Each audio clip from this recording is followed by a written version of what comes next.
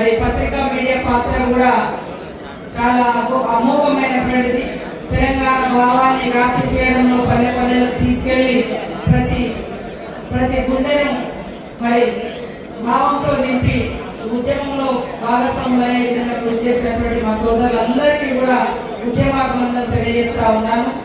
ఈరోజు తెలంగాణ అమరవీరుల యొక్క ఆకాంక్ష నెరవేర్చాలని, ఉద్యమకారుల యొక్క మరి ఆశ, ఆకాంక్ష, ఆత్మగౌరవాన్ని నిలబెట్టే విధంగా ముందుకెళ్లాలనే మరి సీఎం రేవంత్ రెడ్డి గారి యొక్క ప్రయత్నము, అదేవిధంగా కాంగ్రెస్ ప్రభుత్వం కూడా అదే దిశగా పనిచేస్తా ఉన్నాం.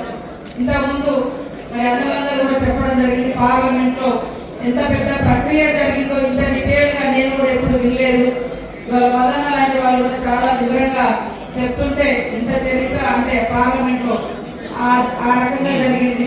మనం ఇక్కడ ఈ పోరాటంలో జరిగినటువంటిది మనకు తెలుసు, కానీ పార్లమెంట్ లోపల కూడా ఎంత తతంగం జరిగితే ఆ తల్లి, ఈ తల్లుల యొక్క ఆవేదన, తెలంగాణ తల్లుల యొక్క ఆవేదన, తెలంగాణ యువత యొక్క ఆకాంక్ష నెరవేర్చడం కోసం రాజకీయాలు, పార్టీలు, ప్రాంతాలకు అతీతంగా మరి ఉద్యమ ఆకాంక్ష నెరవేర్చాలని సోనియా గాంధీ గారు మరి తెలంగాణ ప్రకటించడం జరిగింది.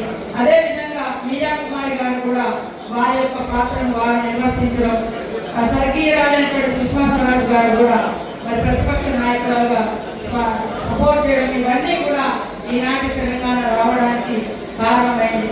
ఏది ఏమైనా ఏ లక్ష్యాలతో అయితే తెలంగాణ రావాలని కోరుకున్నామో ఆ లక్ష్యాల దిశగా మనమందరం కలిసికట్టుగా పనిచేసి 10 ఏళ్ల తర్వాత అయినా కూడా నెరవేర్చే విధంగా, చేసే విధంగా ముందుకెళ్తామని తెలియజేస్తూ ఇక్కడ ఇలాంటి కార్యక్రమం నిర్వహించడం చాలా అభినందనీయం. అదే విధంగా ప్రతి జిల్లాలో ఇదే రకంగా మరి అందరం కూడా నిర్వర్తించుకొని ఉద్యమకారులకు గొప్ప గౌరవాన్ని, అదే విధంగా వాళ్ళ త్యాగాలను స్మరించుకోవడం, అమరుల త్యాగాలను స్మరించుకోవడం కూడా చాలా అవసరమని ఈ సందర్భంగా తెలియజేస్తూ, తప్పకుండా మేమందరం మీకు తోడుగా ఉండి ఏదైతే మేము ఉద్యమకారుల గుర్తింపు కోసం కానీ, అమరుల త్యాగాల మరి సాధన కోసం కానీ ఖచ్చితంగా ప్రభుత్వంలో ఉన్న ఉద్యమకారులాగానే పనిచేస్తామని తెలియజేస్తూ అందరికీ నమస్కారాలు. జై తెలంగాణ.